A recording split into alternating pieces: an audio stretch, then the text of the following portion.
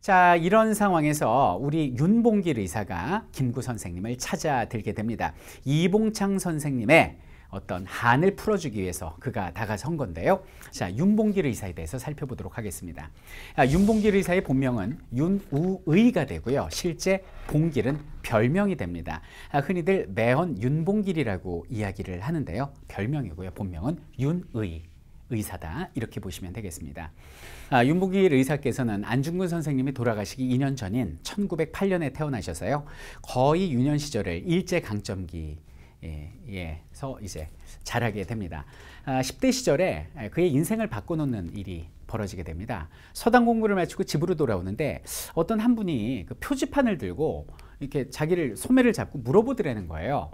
자기 부모님의 성묘를 가야 되는데 어디로 가야 되느냐 길을 알려달라는 건데 그 표지판이 바로 그 묘소를 가리키는 이렇게 화살표 표지판이었던 거예요. 근데 여기에 써 있는 게 뭔지 모르니까 일단 그걸 뽑아 갖고 왔다라는 거죠. 아니 그러면 꽂혀 있는 표지판대로 가야 되는데 뭐 여기서 100m 이렇게 가야 되는데 글을 모르니까 그걸 뽑고 돌아다니면서 길을 묻고 있는 거예요. 이게 너무 가슴이 아팠던 거죠. 윤봉길 선생님께서는 야, 이거 글을 모르는 민족이 이렇게 무식하고 힘이 없으니 우리가 다른 민족한테 지배를 당하는구나. 내가 이들에게 글을 가르쳐야겠다라고 그래서 그때부터 선생님이 되기로 결심을 합니다. 그래서 그 유명한 애국개몽운동에 참여를 하게 되시죠.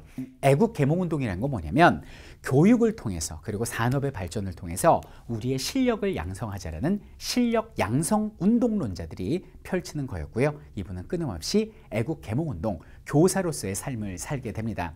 그러다가 도저히 이대로는 나라가 독립할 수 없다라는 생각에 좀 더 직접적인 어떤 무력으로서 그들에게 저항해야겠다라는 생각을 하고요. 장부 출가 생불안. 장부는 한 번 나가서 뜻을 이루기 전에는 다시 돌아오지 않는다라는 글을 남기고 중국으로 향하시게 됩니다. 그러다가 이제 1931년에 이봉창 의사의 의거 소식을 듣고 이제 상하이로 가서 김구 선생님을 만나게 됩니다. 그래서 내가 이봉창 선생이 이루지 못한 꿈을 이루겠다라고 이야기를 하죠. 기회는 포착이 됐습니다. 이봉창 선생님 의거 직후에 상하이 홍코공원에서 기념 파티가 열린다라는 것이었습니다. 당시 일본 천황 히로히토 천황의 생일하고요. 그리고 상하이 사변의 전승행사 기념식 요 두 가지를 합쳐서 이제 홍코공원에서 행사가 열린다는 거였어요. 저는 이제 홍코공원에 직접 가봤는데요. 뭐 상하이 내부에 있는 공원입니다. 꽤 큰 공원이죠. 자, 그래서 그때 내가 폭탄을 만들어 가지고 가서 거기에 모이는 일본 장군들, 전범들한테 폭탄을 던지겠다라고 이야기를 합니다. 근데 당시에 이제 행사장에는 도시락 지참이라고 되어 있었기 때문에 도시락 모양의 수통 모양의 폭탄을 만들어 달라 이렇게 얘기를 합니다. 그래서 김구 선생님이 임시정부에서 특별 제작에 들어가게 되죠. 자, 거사의 그날이 왔습니다. 떠나기 직전에 김구 선생님하고 윤봉길 선생님하고 서로 뭐 머뭇머뭇했겠죠. 그때 먼저 윤봉길 선생님이 말문을 꺼내십니다. 김구 선생님, 차고 있는 시계가 좀 많이 낡은 것 같으신데요. 저는 어차피 지금 떠나 죽을 몸 새 시계입니다. 더 좋은 제 시계를 차세요. 그러면서 시계를 바꿔 찾아라고 이야기를 하죠. 거기에 너무나 가슴이 아프셔가지고 김구 선생님이 이제 눈물을 흘리십니다. 그리고 서로 손을 꼭 붙잡고 지하에서 만나자라고 하고 거사로 떠납니다. 검문에서 쉽게 도시락 수통은 통과가 되고요. 그 자리에 이제 최대한 앞으로 갔겠죠. 그래서 단상 앞으로 가서 도시락 폭탄은 이제 밑에다 내려놓고 수통 폭탄을 이렇게 빙빙 돌려서 던지게 좀 사거리가 길지 않습니까? 수통 폭탄을 거기서 던져버린 거죠. 거기서 꽝 하는 굉음과 함께 대폭발이 이루어졌고요. 그 자리에 있던 일본 전범들이 대부분 죽거나 다치거나 거의 불구가 돼 버립니다. 그래서 윤봉길 의사의 저격은 성공을 하게 됩니다. 상하이 홍코공원에 가면요, 윤봉길 의사 기념관이 있고요. 거기서 그 장면을 필름으로 계속 영상으로 틀어주거든요. 그러니까 혹시 기회 있으시면 상하이 가실 일 있으시면 꼭 한번 들려주시면 좋겠습니다. 거사가 성공하고 나서 당시 중국 국민당의 대표였던 장개석, 장제스는 이렇게 중국인이 하지 못한 일을 한 명의 젊은이가, 조선 젊은이가 해냈구나. 내가 몰랐는데 앞으로 상하이에 있다라는 대한민국 임시정부를 지원해 주겠다라는 약속을 받아낼 정도로 큰 사건이었습니다. 그 이후에 중국은 약속을 지킵니다. 그래서 1934년에 물론 34년이면은 이제 일본을 피해서 우리 임시정부가 이제 끊임없이 서쪽으로 이동하고 있을 텐데요. 중국 군관학교 내에 조선인 특별반이라는 특별반을 만들어서 조선인을 특별 교육을 시켜주기도 했고요. 그리고 1940년에는 충칭의 임시정부가 도착했을 때 한국광복군이라는 대한민국 임시정부의 군부대죠. 그 군부대가 만드는데 거의 도움을 넘어서서 간섭까지 할 정도로 상당히 관심을 가졌던 게 국민당인데 그 시발점이 바로 여기는 윤봉길 의사의 의거였다. 이렇게 보시면 되겠습니다. 자, 윤봉길 의사께서 거사를 성공시킨 직후에 바로 도시락 폭탄을 집어들었는데요. 그때 군중과 군경이 덮치는 바람에 뜻을 이루지는 못합니다. 그래서 거기서 엄청난 형체를 알아볼 수 없을 정도의 구타를 당하시고요.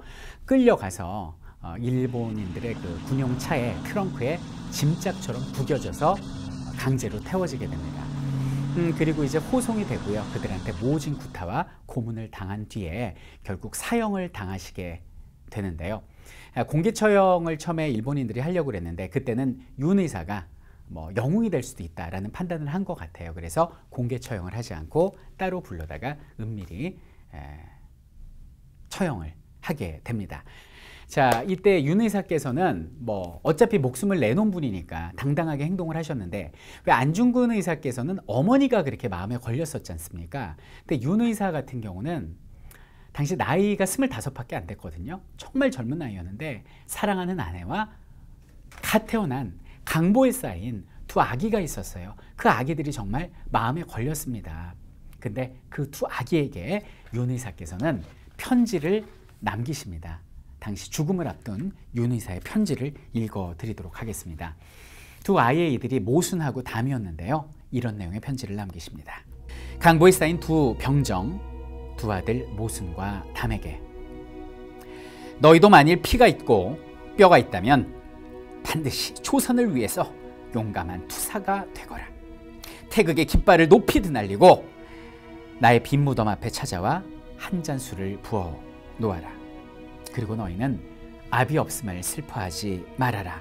사랑하는 어머니가 있잖니. 어머니의 교양으로 성공한 자를 동서양 역사상 살펴보건대 동양으로는 문학가 맹자가 있고 서양으로는 프랑스의 혁명가 나폴레옹이 있고 미국의 발명가 에디슨이 있단다. 바라건대 너희 어머니는 그들의 어머니가 되고 너희는 그 사람들처럼 되거라 라는 편지를 남기십니다.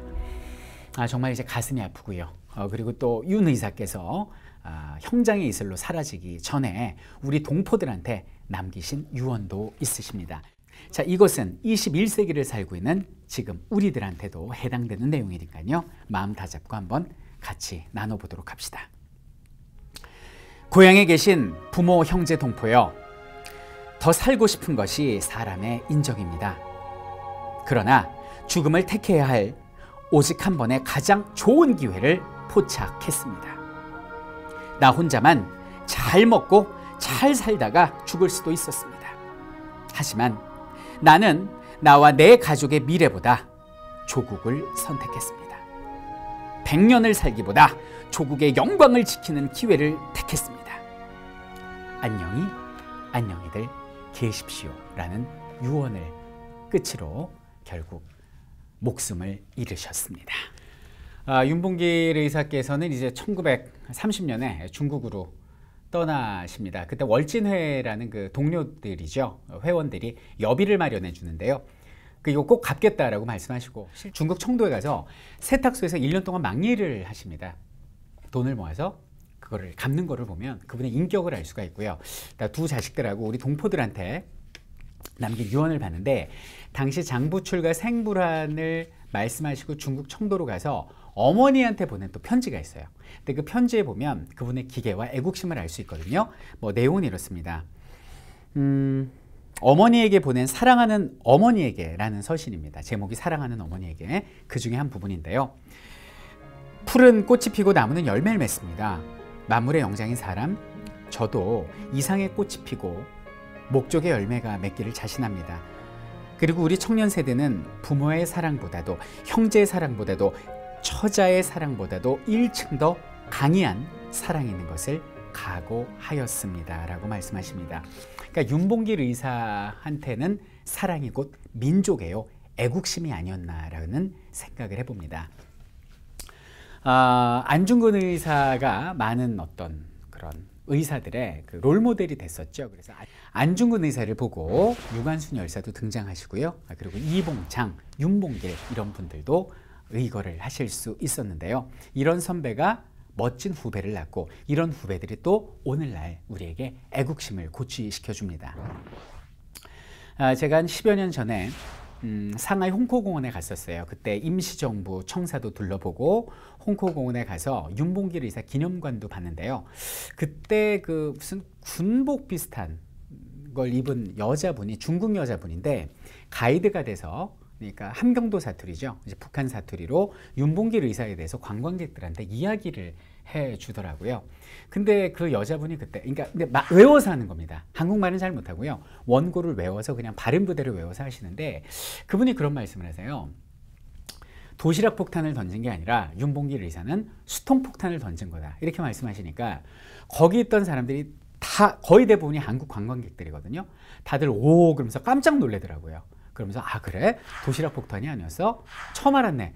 그 모습을 보면서 제가 되게 좀 마음이 안 좋았어요. 왜냐하면 아니 뭐 도시락이냐 수통이냐가 중요한 건 아니지만 왜 그런 역사적 사실을 중국인들의 입을 통해서 우리가 그 사실을 알고 배워야 되는 겁니까? 이건 좀 아닌 것 같아요. 이건 우리나라 사람의 어떤 일이지 않습니까? 그래서 다시 한번 느끼는 게 이런 열사와 의사들의 어떤 그분들의 역사적 사실들 이런 걸 우리가 정확히 잘 알아서 후세한테 잘 알려줘야 되지 않느냐라는 그런 생각을 다시 한번 해봅니다.